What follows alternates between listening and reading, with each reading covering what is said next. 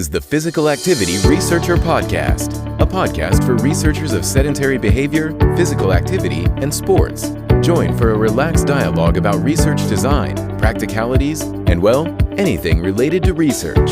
Learn from your fellow researchers useful and relevant information that does not fit into formal content and limited space of scientific publications. And here is your host, researcher and entrepreneur, Olli Tikkanen. Welcome everyone. I'm very excited about the guest of today's episode and our forthcoming discussions related to metabolic flexibility. Our guest holds a PhD in physiology and biology of organisms.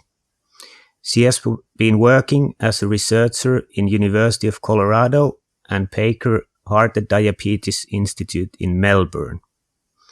Currently, she holds a permanent research position in French National Centre for Scientific Research in Strasbourg, France. She also leads international lab between University of Colorado and CNRS. Ladies and gentlemen, please welcome our guest, pardon my French, Dr. Audrey Berguignan. Welcome, Audrey. Hi. Thanks for having me. Yeah, thanks for taking the time for this podcast. So, how is life now in France? Well, so right now I'm not in Strasbourg, I'm in Marseille, which is in the south of France. As you all know, we are locked down. We're locked at home. We're very privileged people because we can still work. We still have salary, food, and etc. So I feel really, really privileged. And my day hasn't changed. I don't know about you, but my workload is exactly the same as usually. And so we're at home. We're allowed to go out for about an hour a day, no more than 2 kilometers away from home, and mainly to go for grocery shopping, for pharmacy, see a doctor, and also for exercise a little bit. And for pets if we have any, but that's about it. And otherwise we have to stay home. And it's been now for 2 weeks, or how long has it been? The lockdown? Yeah, no, it has been exactly 2 weeks today, actually. Yeah. And how do you feel the situation? I think it's really hard to have a good visibility. Of course, as any scientist, I'm reading avidly every scientific news we have. I believe, like, based on what I've read from epidemiologists, experts in infectious disease, that the confinement or the social distancing seems to be the best approach as for now. And I'm happy to observe it if it can save lives, of course. And it seems to be very important. Obviously, also, we all have in mind the questions of how long, what it will be after. I'm really concerned about the future, the economic future, the geopolitical future, societal future, etc. But at the same time, I think we can be hopeful that it will be an opportunity for rupture and for our societies to see changes and to provoke changes that could benefit all of us in the long term, in terms of environment, economy, and sustainability and humanity. Yeah, I agree with you. I've been trying to read also, when I have time, the research based on this spread of infectious diseases, and yeah, it is a difficult situation that we don't really know how long this will last, and I think unfortunately many of the predictions, they have really short term. They show maybe 4 months or 5 or 6, but they don't show what happens after that when the curve has gone down. That does it come back and so on. But I think it's just important to accept that this social distancing might last for a long time, and like you said, try to find also the good sides from it, that we are forced to kind of find new ways and maybe benefits and maybe take care of the nature. No, and I have a full confidence in our researchers, doctors, caretakers, fellows are working really hard, either to take care of people right now, or to find a treatment, to find a vaccine. And I'm very proud of all this community and very admiring them right now. Yeah. And so in the lockdown, there's quite a bit of sedentary behavior as you're restricted of movement, and you have been doing research related to sedentary behavior and metabolic flexibility. Could you tell us more about metabolic flexibility? Yes, of course. So it sounds kind of like complicated word in some ways. Actually, it's a pretty simple concept. It's defined by the capacity for an organism or our body to adapt fuel use to fuel availability. So, and that's the original definition that was given by Kelly and Mandarino. What does that mean? Is we receive food, for example, and we have food that are composed of micronutrients, protein, fat, and carbohydrates. And of course, when we're going to consume a meal, this food, the fuel availability is going to increase, and the body will need to use it accordingly. And that's this ability to adjust. Then we also, more recently, added to this definition the idea of the adaptation to energy demand, because it's not only fuel availability is not changing only because of dietary intake, but also according to the energy demand due to exercise or physical activity, etc. So that's the main definition, basically. And how do you actually study metabolic flexibility? What kind of experimental setups you have that you can actually study and measure it? So that's a very good question, because it's constantly evolving, and it's a topic of debate in some ways. So originally, it was measured during a euglycemic hyperinsulinemic clamp. What it was doing, it was measuring basically the increase in the respiratory quotient. The respiratory quotient is the ratio between the volume of expired CO2 over the volume of consumed oxygen. And if we remember our class of biochemistry, this volume of VCO2 and VO2 depends on the amount of carbohydrate, fat, and protein we're burning. Each molecule doesn't need the same amount of oxygen and doesn't provide the same amount of VCO2. So it's basically an index of the quantity of fat over carbohydrate, and we'll mainly talk about only these two micronutrients that are burned by the body. So an increase in the RQ, which is a respiratory quotient, will indicate an increase in the carbohydrate oxidation, and by contrast, a decrease in this respiratory quotient will indicate a greater use of fat as fuel. So what was happening, basically, it's a measurement of these changes in this respiratory quotient under insulin-stimulated conditions, which basically reflects the suppression of lipid oxidation and the greater utilization of glucose for oxidation and storage.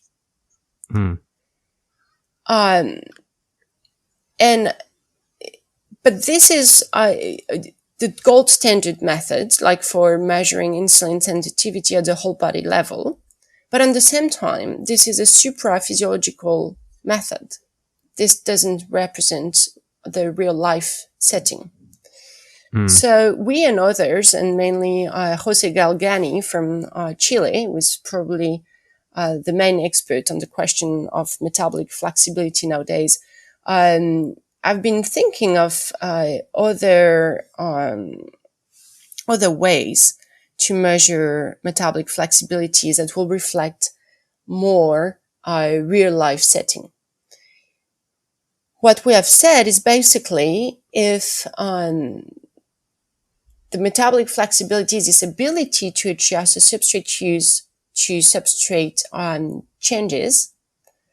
We can just provoke it by changing in diet, for example. So you will feed somebody with a high carbohydrate diet, and you will see if the person is available to accordingly increase his or her carbohydrate oxidation. Or opposite, you will feed the person with a high fat diet and see if this person is able to adjust by an increase in the use of fat as fuel. Another way to do it, for example, will be to use an acute exercise and to see if suddenly we're able really to adjust, the use of carbohydrate and fat accordingly to the terms of the exercise. We can think of long-term fasting. So now we're fasted. There is no more carbohydrate. We will need to rely on our fat from our own body. Is the body able to do this? So basically, what we are suggesting or recommending is to subscribe to views that is broader from the original definition, and to really think in terms of, we have a stressor, an acute event that is going to stress the body, and we're going to look at the relationship between the regulator, that is a component that is going to regulate the body, and an effector like the shift in the substrate use. I don't know if I'm clear here. Yeah, I think I understood. So basically you need to measure the ventilator gases to get the RQ value, and then you create some kind of stressor. It can be the ingestion of carbs or fat, or it can be exercise, or it can be fasting. Did I understand it correct? Okay. And what do you think is the strengths and weaknesses of different stressors, like ingestion of food, exercise, or fasting? I don't know if there are really strengths or not. I think it depends on, of course, always your question, what do you really want to look at? Is a person able to adapt to acute exercise? We say that, for example, people with type 2 diabetes can be resistant to exercise. That's a form of metabolic inflexibility. So in that case, it might be more interesting to really look at the ability to cope with an acute event of exercise. If it's the diet is the easiest because it's the easiest to control, in a clinical setting. Fasting can be also good to really look at the ability to adjust to changes in the availability of fatty acid. So now we're not about carbohydrate, we're really about fatty acid. And if you want to look at the metabolic flexibility in response to changes in carbohydrate or to changes in fatty acid, you need to use different methods and approach, and fasting will be an interesting approach in that sense. So I don't think there are pros and cons. It's more a question of feasibility of setting and ability to control. But I believe like if we were doing this different acute event in the same person, the results will all be correlated. I see. And could you explain, how does it usually, for example, we take an example, ingestion of carbs, what happens with the RQ value, and how does it differ between different people groups? So, for example, a person who is metabolically flexible will mainly burn fat in fasting state. Then there will be a consumption of a meal, which will lead towards an increase in this respiratory quotient, indicating a greater use of carb. The metabolic inflexibility is characterized by a lower ability to burn fat in fasting state and a lower ability to increase the oxidation of carb in postprandial situations. So basically, it is an ability to shift from one substrate to the other in response to different metabolic situation. Yeah, and wouldn't be kind of also incapability to use the substrates, because you said that the fat burn is low, and then even when you ingest carbs, even the use of carbs stays low or not optimal. So is it kind of difficulty of utilizing the substrates? It can go along with this, yes. It's basically, and I think that impairments in metabolic flexibility are probably multifactorial, can be due to reduced disposal rate of glucose by skeletal muscle. So an inability of the muscle to take up glucose can be due to the impaired suppression of adipose tissue lipolysis following a meal, or the reduced suppression of the hepatic glucose output, all of this. So each organ is really playing a role in the regulation of metabolic homeostasis. And these organs their function can be impaired. And so they are not able to handle the substrate the way it should be. And as a result, we can't burn fat in fasting state and carb in postprandial state, basically. This podcast is sponsored by Fibion, a research device that has been shown to be valid in tracking sitting, standing, physical activity and energy expenditure. Furthermore, Fibion has been shown to be valid categorizing physical activity into light, moderate and vigorous intensity. In addition to scientific accuracy, Fibion provides automatically produced and easy-to-understand reports for research participants. Get scientific validation and learn more about Fibion at fibion.com/research. And you mentioned that there's many different mechanisms or organisms. Can you differentiate somehow whether it's a problem on a muscle level or whether it's a problem in lipolysis or hepatic output? Can you somehow differentiate between these with any experimental setup? Yes, we can. And so I think, so first of all, we don't really know right now which one will be the primary defect. I doubt there is one that is really a primary defect. I will more hypothesize a concerted or a grouped effect from the different organs. The way to know, to delineate the impairments in the different organs is to use tracer technique. So we're going to label molecules of glucose or fatty acid or glycerol that we will use either through an oral administration or via infusion in the body. And by using these labeled molecules, we can follow them and we can determine the kinetics of these different substrates. So, for example, if we use a oral glucose tracer, we'll be able to measure its rate of oxidation, its rate of uptake or disappearance from the body, so uptake by the peripheral organs.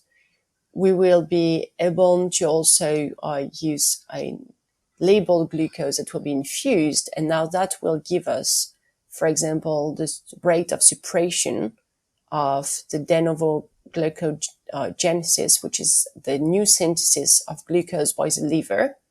And we will really be able to determine this metabolic process.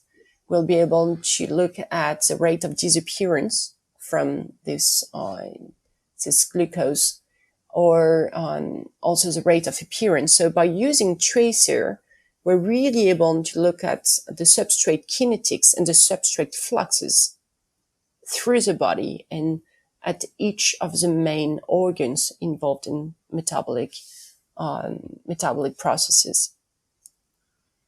And I'm not very familiar with this tracing. How do you define that? How much do you have it in different parts of the body when it has been ingested or administered? So this basically, you will give if we take, for example, the oral administration of a glucose, a molecule of glucose. So you're going to give a certain dose, that is a well-known dose of labeled glucose. So how do we label it? We will label it using atoms of carbon or atoms of hydrogen.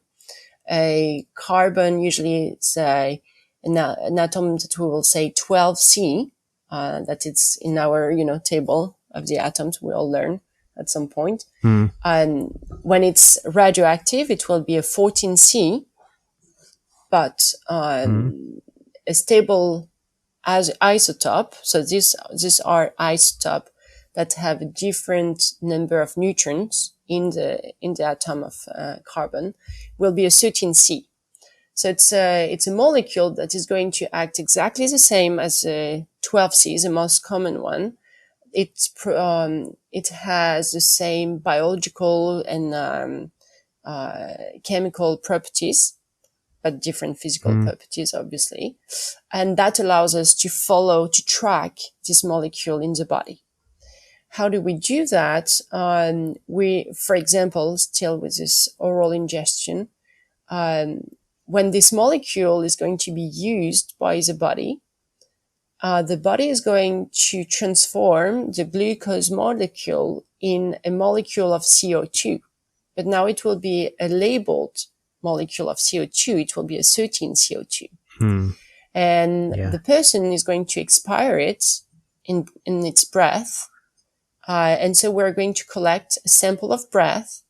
And then by using mass spectrometers, and mainly isotopic ratio mass spectrometers, we're going to measure the ratio between the 13 CO2 over the 12 CO2, which will give us an idea of the quantity that has been burned and that has come from the molecule that was initially ingested.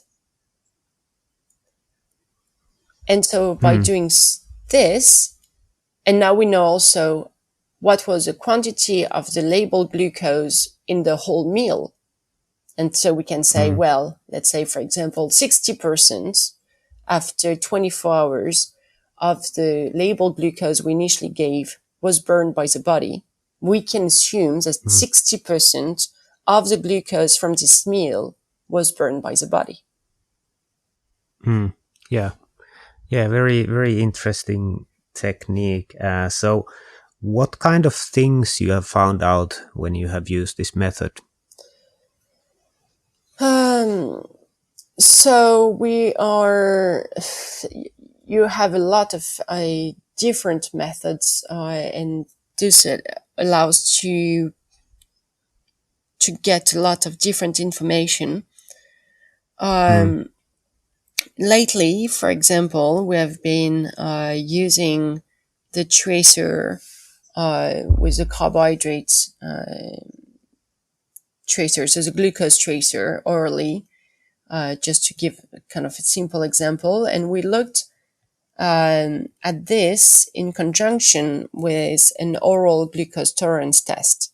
So an oral glucose tolerance test, basically you are giving 75 grams of glucose at once, and we're looking at the glycemia following this glucose load, oral glucose load. So we are going to take blood samples every 30 minutes, every hour for about 4 hours. And we're also looking at the quantity of the amount of carbohydrate that is being burned. And by adding a tracer in this oral glucose load, we were also able to know what is the total amount of carbohydrate that is burned, but also the amount that was provided, that was given in the meal. So that just allows us to decipher the different pool of carbohydrate. Is it from the body or is it from the meal? And by doing so, so we did that during a Bedrest study. So Bedrest study is a study during which we're asking people who are physically active or who are totally healthy or lean people, and we ask them to remain in strict bed rest for multiple days. Those studies can go from 3 days, 7 days, up to 3 months, for example. And this study, it was a 2-month study. And using this test, using the oral glucose tolerance test in conjunction with this glucose tracer, we were able to show that metabolic inflexibility is actually triggered by physical inactivity. Even when we're controlling for food, when people are not gaining weight, just the fact of being physically inactive really triggers this metabolic inflexible state. And this metabolic inflexible state was preceding the development of glucose intolerance, which is quite important because now we can start to see a cascade of events that people may become first physically inactive and or sedentary,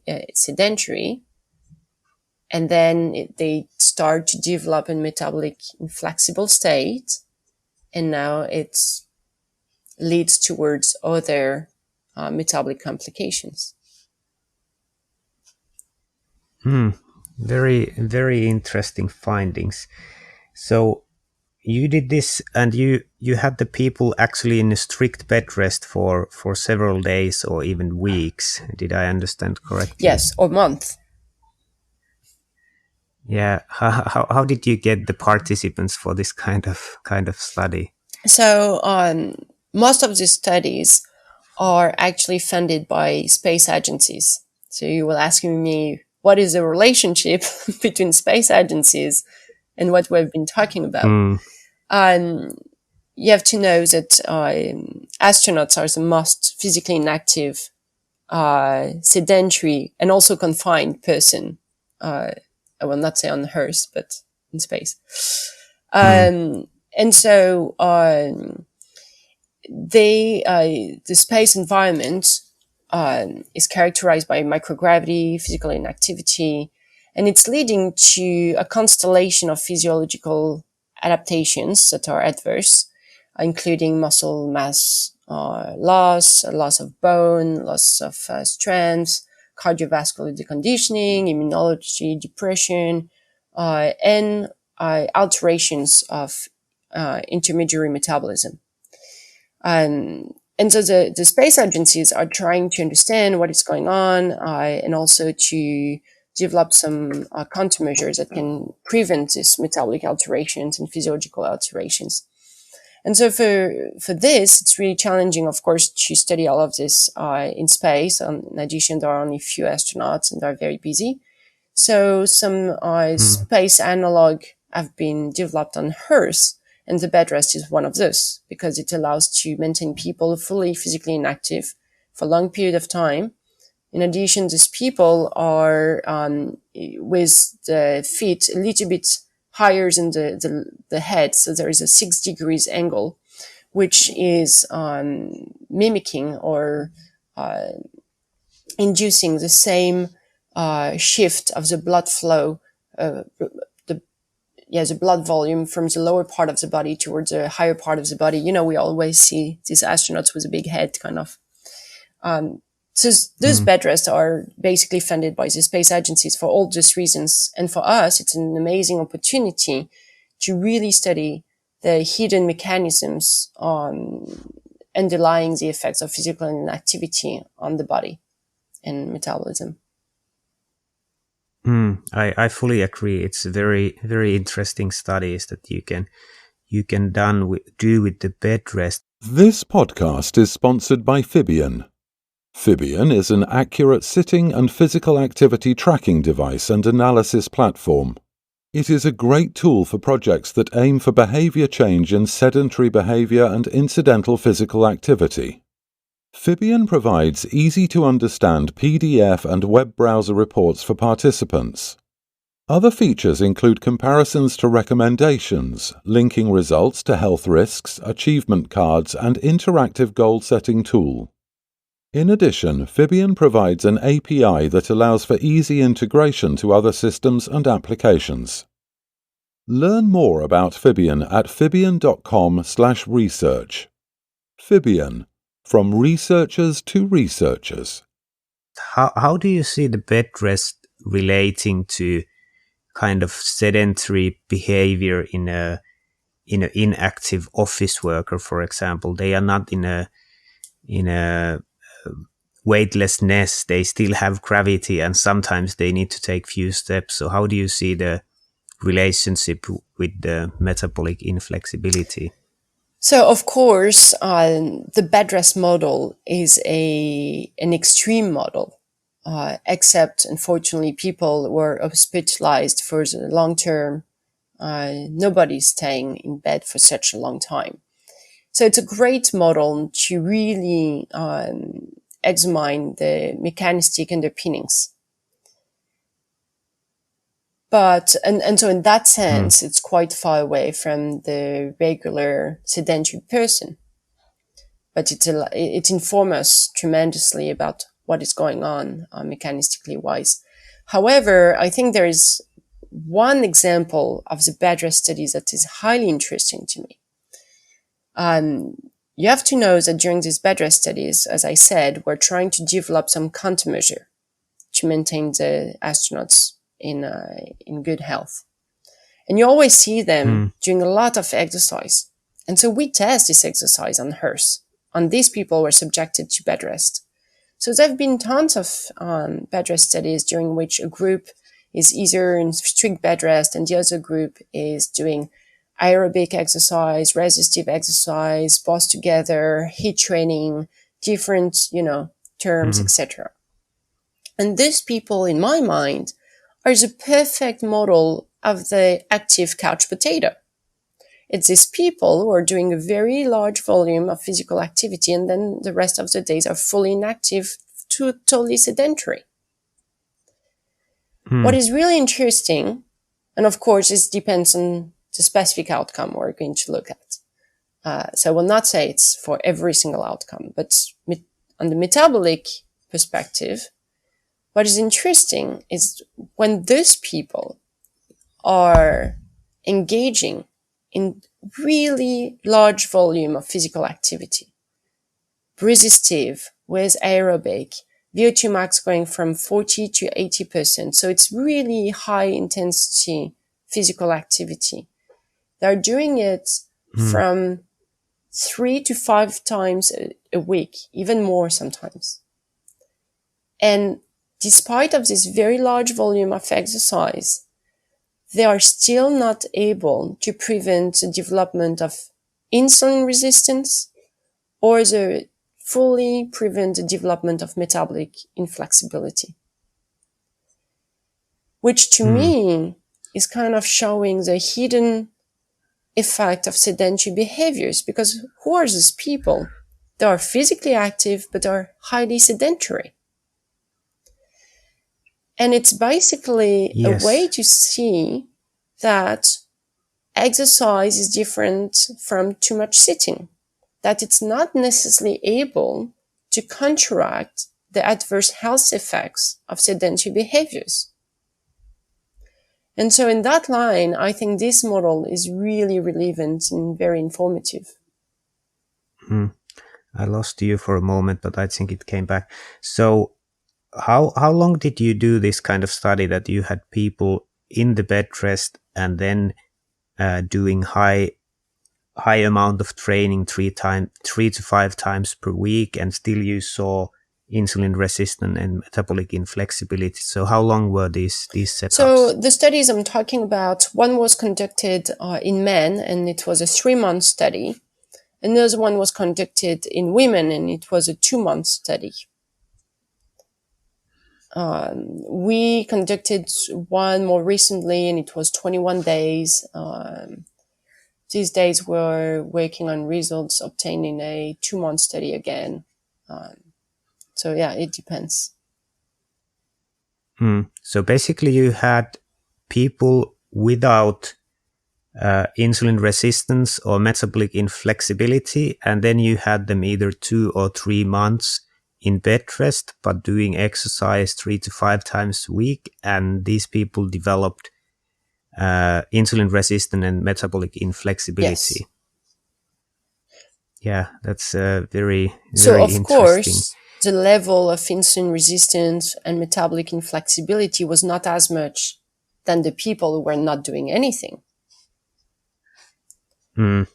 But it was not fully preventing this dysfunction or this metabolic alterations.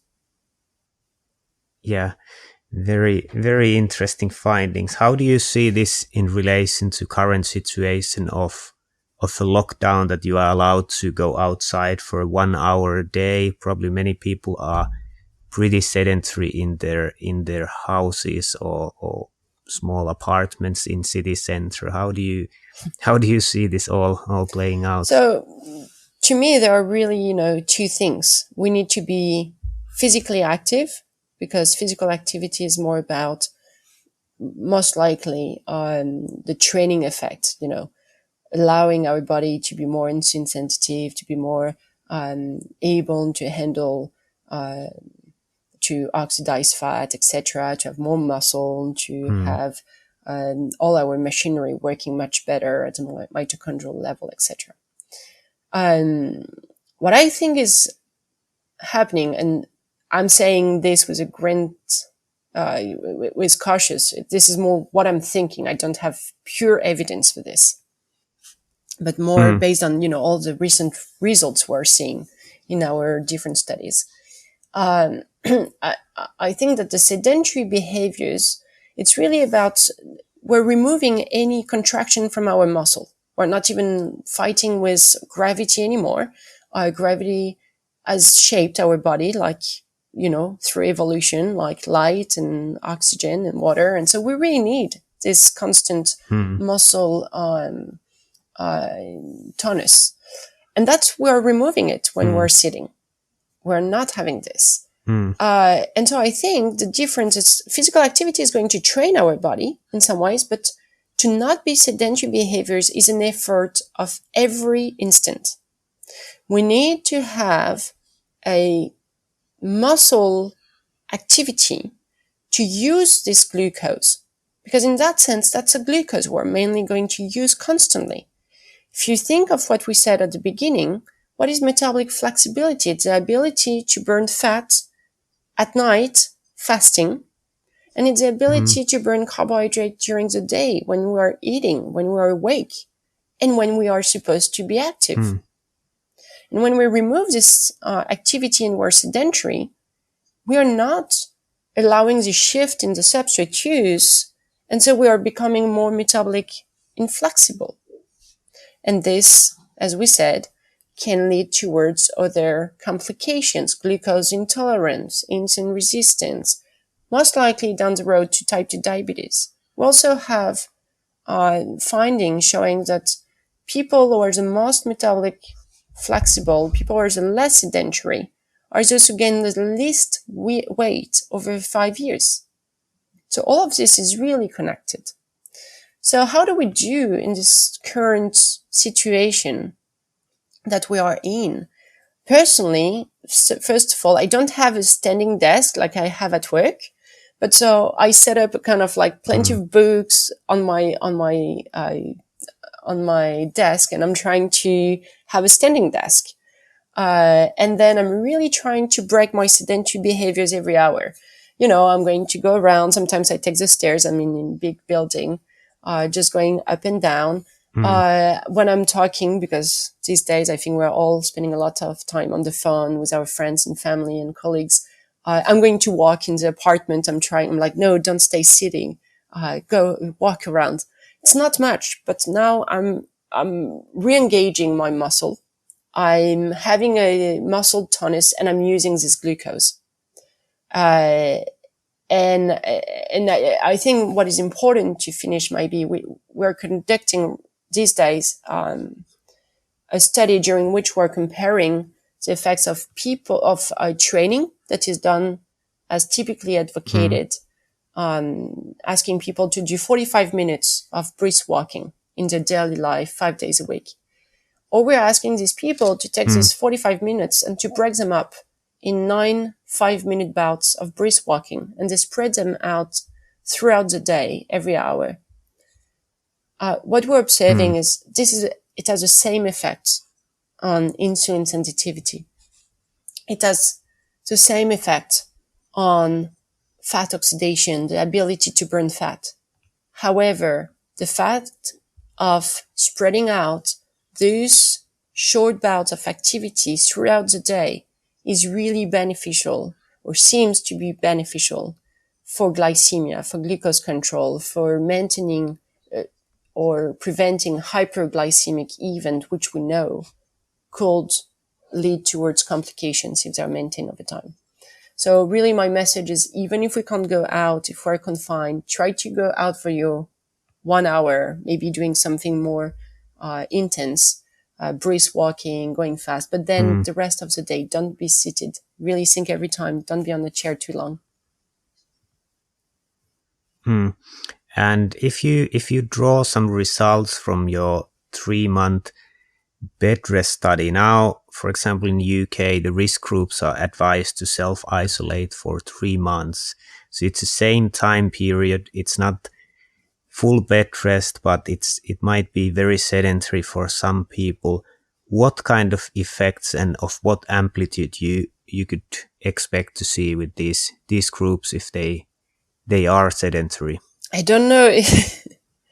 I don't know if I want to go there, because I think it's a pretty pessimistic message.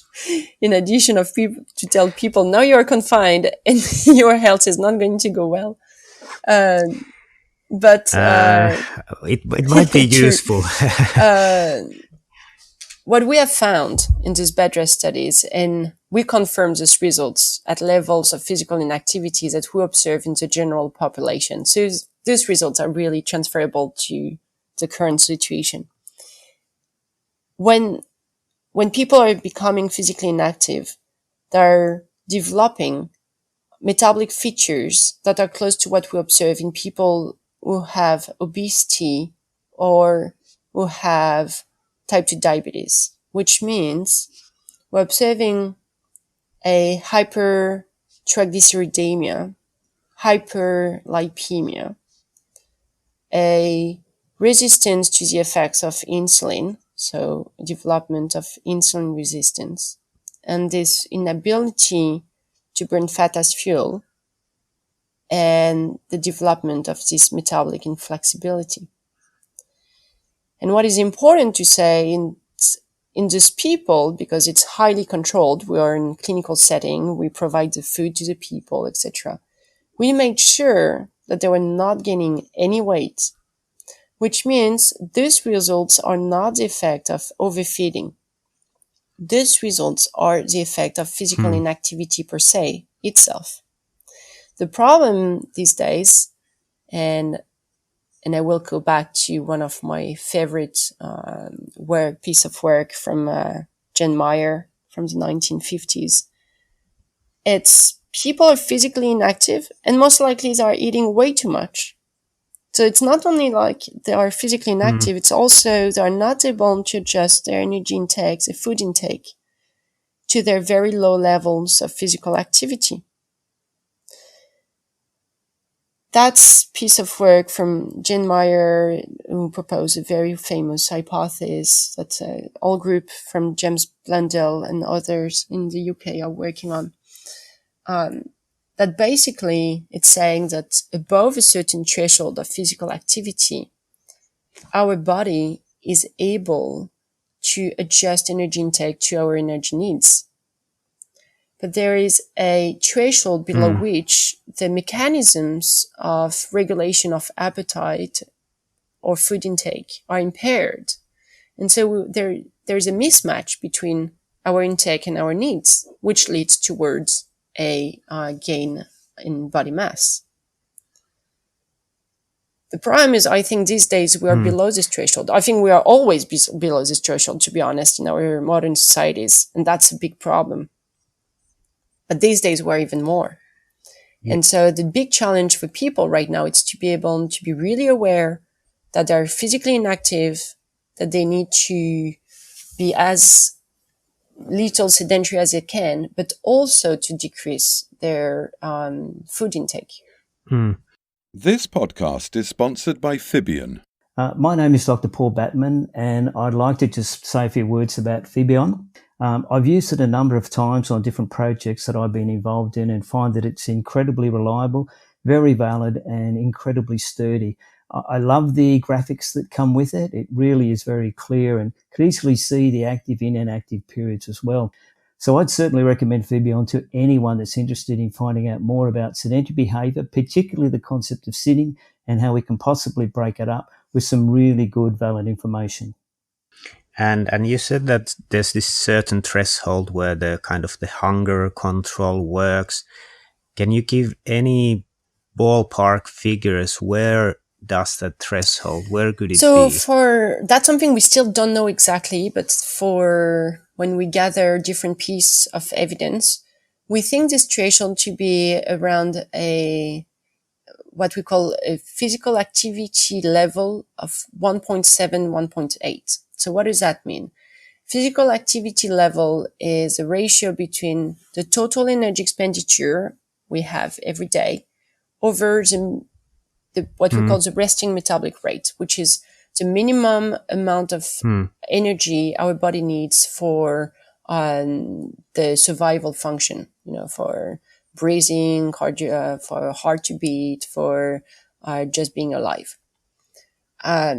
A ratio of 1.7, 1.8 means that 70% of our daily energy is expended by other activities, expenses, than just the bare minimum we need for survival. When we are, laying down at some neutrality, we didn't eat, etc. How do we reach this? It's basically not much.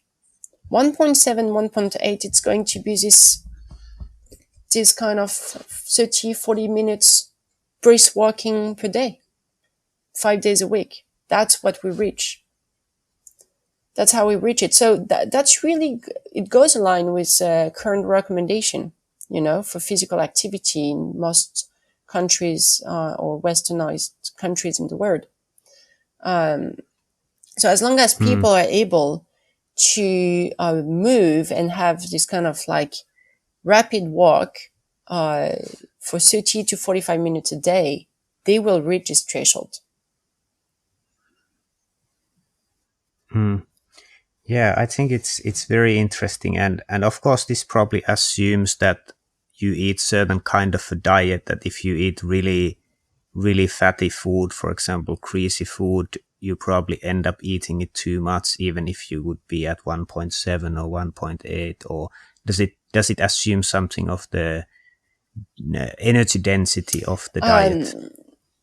Of course, the thing is, the problem with fatty food, it's much more dense. It's also what we call more palatable. So we want it more. All the satiety and satiation signals are weaker in response to fat intake. So our body's not saying, hey, you got enough. It's time to stop eating now. We keep eating. So it's much easier to be overeating when we eat food than fat when we eat other micronutrients. The advantage of physical activity and having a high level of physical activity in our daily life, we are more able to handle this fatty food. We're more able to burn this fat that is going to arrive and that we're going to consume. And I think that's where it's really important in terms of, our body weight management, that physical activity is not only about expending more energy. It's not only about trying to create an energy deficit so that we can lose weight. We have to keep in mind that physical activity is really important to maintain metabolic processes optimal, to maintain our ability to respond appropriately to this metabolic stress event, like overeating fat, especially, at the moment that we might be sedentary. But if we are physically active enough in our daily life, we will be able to handle this. I think it was a study from James Stubb in the 90s or early 2000 that he was showing that somebody who is physically inactive, doesn't move, cannot eat more than 25% of fat in its diet without starting to gain weight. Even if, the amount of food is clamped, it's the same. A person who is physically active around this threshold, we're talking about 1.7, 1.8, doing this kind of regular physical activity, was able to eat up to 50%. It was 54% of fat in its diet. So that really shows that being physically active really allows us to handle this, what I call this acute metabolic stress, like overeating or overeating fat.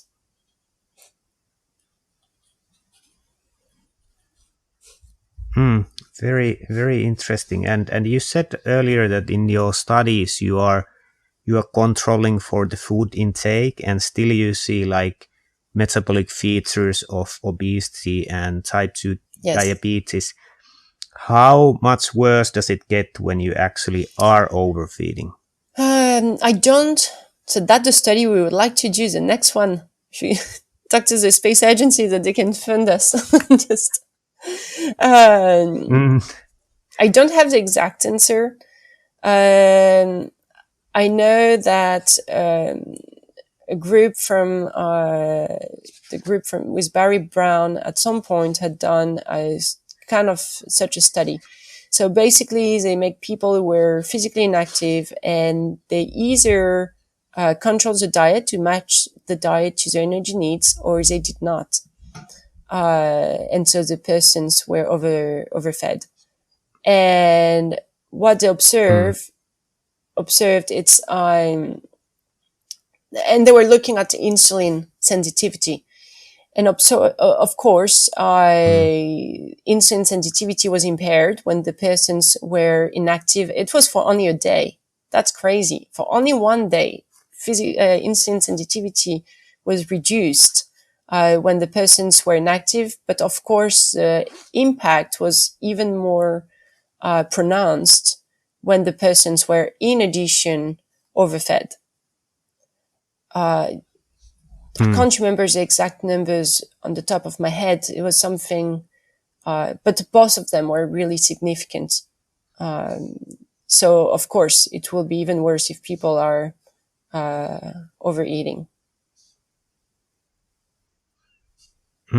So you said that just one day of sedentary behavior and inactivity plus overfeeding results in insulin decrease in insulin sensitivity. And that's where it's really about being physically active every day. We know that physical activity, a moderate, vigorous bout of activity or kind of exercise, the effects will last for about 12 to 18 hours, 24 hours. Sometimes for type 2 diabetes, people with type 2 diabetes, they will say exercise at least every other day, because there is a kind of chronic effect. The benefits of exercise can last a little bit. But that's where I think it's really different from doing exercise and being sedentary. Being sedentary it's the total absence of muscle activity. And that we need every day. Maybe you don't go to exercise every day. Every other day is enough, but a person needs to be moving every day, to not be sedentary every day. So you say that there's a chronic effect of exercise, but there's no chronic effect of avoiding sedentary behavior. So you need to take it kind of on this last part, I don't know it. That's exactly what we're studying right now. I hope we'll be able to release results very soon. To my knowledge, we're running the first study, the first longitudinal study on the effects of the breaks in prolonged sitting in real life, in people real life. So we're running this over months. And as for now, for some outcomes, I don't think there is a chronic effect. And for some others, there are. For what we see with preliminary results, it's, for example, the effects on insulin sensitivity, the benefits on insulin sensitivity are the same when people are moving over across the day or when people are doing one time 45 minutes exercise. The improvement in insulin sensitivity is the same. And, we go back to the current recommendations in the US, for example, the 2018 US recommendation that are now saying every minute of physical activity matters for health, regardless of when do you do it. If it's in the morning, if it's in the evening, if it's at once, if it's spread throughout the day. So either you do 45 minutes at once or you take this 45 minutes and you break them up throughout the day. The improvement on insulin sensitivity is the same. However, for glucose control, I don't think it's exactly the same story. And that's where it's about, being And how active. do you see it? How do you see it being for the glucose control? Sorry? Yeah, how do you see it being then for the glucose control? I really think it's about this in some ways, and I don't know to what extent because we didn't really look at all our data yet, but I think in some way it's really about this engagement of the muscle every day. That to use glucose, you need a muscle to be active. If you're not active, there is no point of using glucose. Your body doesn't need energy. So the only way to reduce the glucose in your blood, to avoid hyperglycemia, to burn the glucose, it's to move. If you don't move, we don't need it. And that's where I think it's different. Well, the other way, when you start to have training because you're physically active, you have changes in your muscle mass, in your muscle structure, in the fibers, etc. And this can have more lasting effects. But if you don't move, you don't burn. That's the end point. This podcast is sponsored by Fibion. My name is Terje Gjøvåg. I'm associate professor at Oslo Metropolitan University. Currently, I'm using Fibion in a project where we investigate activities of daily life in people with lower limb amputation.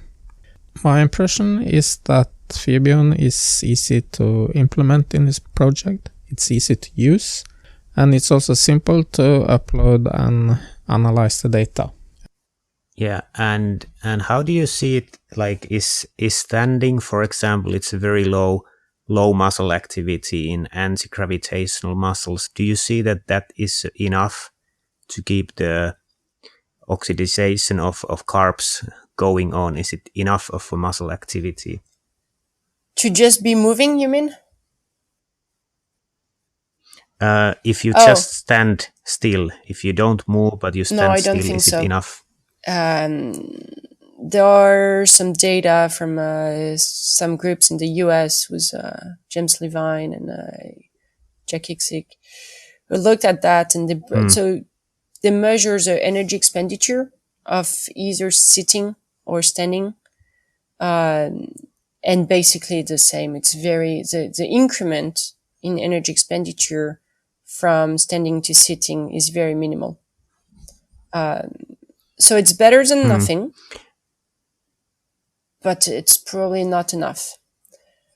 This being said, we ran a study recently in Strasbourg where we use different activity monitors. Usually we only use one activity monitor, either at the waist, on the waist, or placed on the hip or the waist, or placed, on the thigh.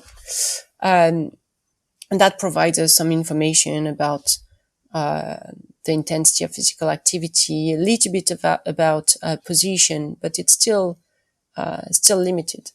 So in this study, we used two monitors, one that was placed on the trunk and one that was placed on the hip. And by doing so, we were able to make a distinction between the lying position, the sitting position, the standing position. And it's a cross-sectional study. It's not an intervention study, which is more limited in terms of cause and effect relationship. But we did observe that being laid down is worse than being sitting for lipemia, for blood fatty acid and blood triglycerides, etc. That being standing is better than being sitting, and that walking is better than standing. So there is a real continuum in terms of this physical activity, and along with posture and metabolic health outcomes. And how do you see the metabolic flexibility then in the other end of the spectrum, when you have, for example, an athlete or maybe even a ultra marathon runner? How different is it in them? And have you done any studies with? So I haven't done a study with highly trained athletes. I've done with people who are physically active, but more the physically active from the general population. So I would only be able to assume. And to my knowledge, nobody really did clear investigation on that group of people looking at metabolic flexibility, although some at the University of Colorado, for example, are interested in doing this. But we can only assume, because so when we took all of our studies and we combined the results from Bedrest studies, from studies during which we asked people to be a little bit less active, people to be a little bit more active, or people to really follow physical activity training for 2 months. So we have a very large spectrum of changes in physical activity, either with an increase or a decrease, and with different degree of changes. When we looked at the studies and pulled all the data together, we were really able to see a relationship between habitual physical activity and metabolic flexibility state. So we can only assume that people who are athletes or highly physically active will have a very high level of metabolic flexibility, but that's only a guess.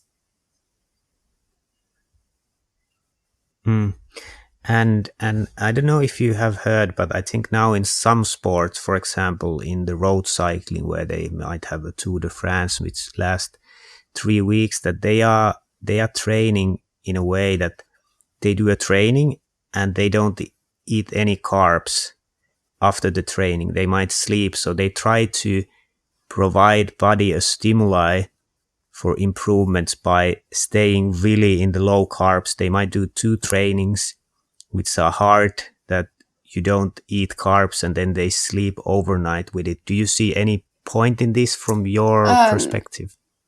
So I'm not a exercise physiologist in terms of the performance aspects, but I think my understanding is more they're trying to train the body to rely on fat and to be really able to rely on fat, because when a sportive person is going to burn all of their carbs and they're running out of carbs, there is no more glycogen, and they need to shift towards the use of fat, there is also a fatigue of the body. And this, of course, is going to impair their performance.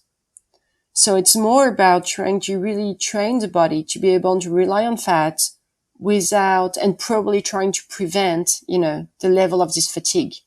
Of course, that has to do with metabolic flexibility, because now they're more mimicking a fasting state. They're trying to be like, you are like in fasting. You really need to burn your fat. You only rely on fat, and you need to be able to handle this fat and to adjust your substrate use to your substrate availability. We go back always to the same initial definition. So they must be highly metabolically flexible. But I don't know. Yeah, in some ways, they're trying to train the body to really be able to burn fat when there is only fat, burn carb when there is carb, and most likely to prevent the appearance of fatigue symptoms too early. Yeah, and would you describe this as at least as an attempt to train I the think so, metabolic yes. flexibility? Yeah, and what I have read that they actually, the total amount of carbohydrates eaten per week is the same. So actually they restrict it, and then they eat twice as much when they actually eat again it, that they can then do the next trainings with the fully recovered state. So I think it's very interesting, and I think there's quite many scientific studies underway on this. And how do you think this could be some kind of method also for normal people to train their metabolic flexibility, or getting out of their metabolic inflexibility? I think so. And I think it's what we're also starting to see with all the burgeoning field on fasting, or the time restricted feeding or eating, prolonged fasting, etc. Basically, what has been observed in some of the first studies is that fasting is improving metabolic health. It's improving insulin sensitivity, improving the use of fat, improving the use of carb. It's improving metabolic flexibility, because now you're training your body to really rely on fat when there is only fat, and then suddenly there is food, and you're burning carb. So I think that the paradigm of the athletes is quite extreme, because those are highly trained people who are able to handle maybe, extreme changes in their diet. But for more the general population, the intermittent fasting might be more feasible and a good way to train the body to shift constantly. And so when there's carb, you burn it so that you don't have hyperglycemia. You're not going to become insulin resistant, have pre-diabetes, type 2 diabetes, etc. But when there's fat, you burn it as well, so that you're not going to store it. And most of the time, the prime is to store it not in adipose tissue, but in other tissues that are not made for storage, fat storage, like muscle, liver, bone, etc., which is going to impair the function of those organs and even exacerbate, for example, insulin resistance. So in that sense, fasting or manipulating glucose intake can be a good way to train and to have a greater metabolic flexibility. And how do you see that exercise is in a way kind of fasting, because you are using the energy source maybe on a cellular level? Is it similar to fasting, that you are actually using the energy stores so they start to be depleted? Similarly in a longer fasting, could they be related? So that's a really good question, and it has animated a lot of scientists. In other words, is underfeeding the same as exercising? Is creating an energy deficit by eating less the same than creating an energy deficit by exercising more? Evidence we have nowadays, some are saying yes and some are saying no. In some ways, most likely, if you're depleting your glucose and glycogen storage, you're going to rely on fat, and that's going to be the same. Either you're fasting or you're exercising. However, we know that exercise has effects that are independent of weight loss, for example. It provides the body with more benefits for metabolic health. And this might be because of the activation of many metabolic processes at the levels of each organs involved in the energy homeostasis, like liver, skeletal muscle, adipose tissue. We are also observing more and more that there is a inter-organ crosstalk.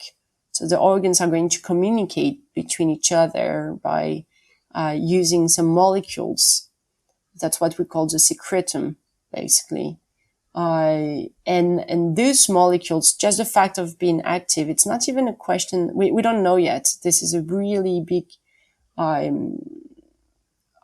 new field of research, but maybe it's just the fact of contracting muscle that is going to provoke this response and those, changes in the metabolic processes.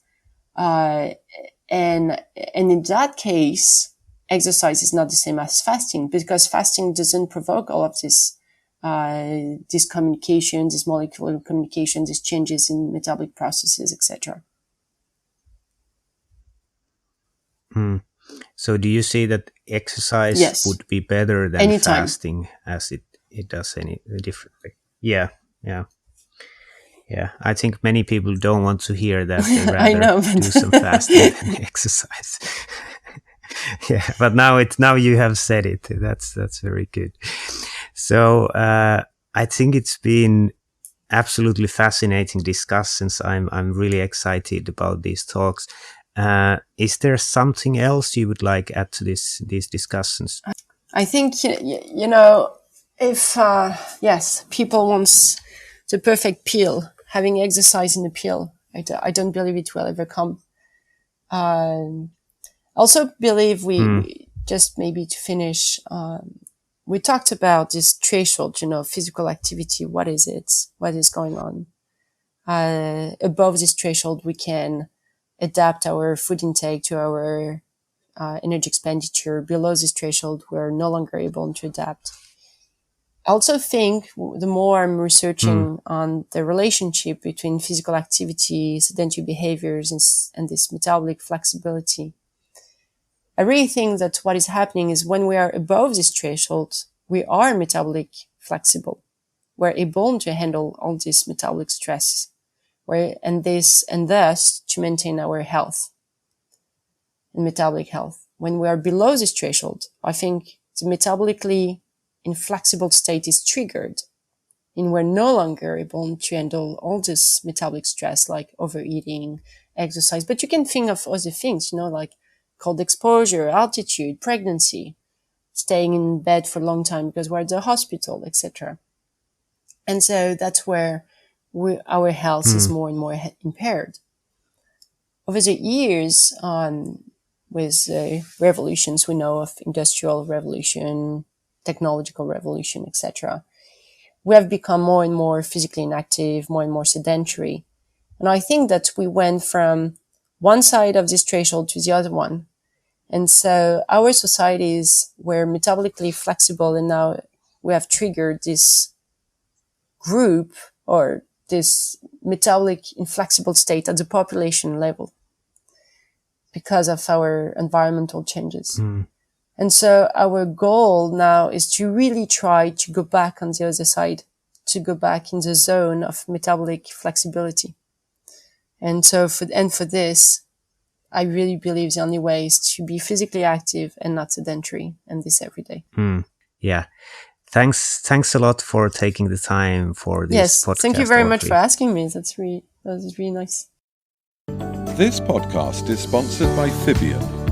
Get scientific validation and learn more about Fibion at fibion.com/research.